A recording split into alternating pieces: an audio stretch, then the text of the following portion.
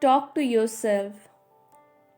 Years ago, when I was a litigation lawyer who had many of the material trappings of success, yet little in the way of inner peace, I read a book called As a Man Thinketh by James Allen. The book discussed the enormous power of the human mind to shape our reality and attract great happiness and prosperity into our lives. The work also mentioned the profound influence of the words and language we used on a daily basis to create a more enlightened pathway of thought. Fascinated, I began to read more and more wisdom and self-help literature.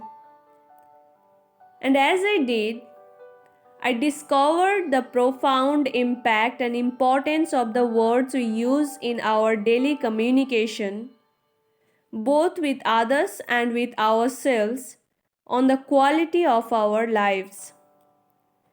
This knowledge also caused me to become aware of the personal dialogue that each of us has going on within us every minute of every hour of every day, and to vow to improve the content of what I was saying to myself.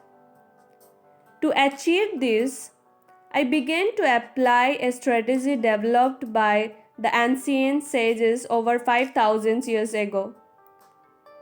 And in many ways, it changed my life. The technique is a simple one and involves nothing more than selecting a phrase that you will train your mind to focus on at different times throughout the day until it begins to dominate your awareness and reshape the person you are. If it is inner peace and calm you seek, the phrase known as a mantra might be, I am so grateful that I am a serene and tranquil person. If it is more confidence that you want, your mantra could be, I am delighted that I am full of confidence and boundless courage. If it is material prosperity you are after, your saying might be, I'm so grateful that money and opportunity is flowing into my life. Repeat your mantras softly under your breath as you walk to work, as you wait in line, or as you wash the dishes to fill otherwise unproductive times of your day with a powerful life improvement force. Try to say your personal phrase at least 200 times a day for at least 4 weeks.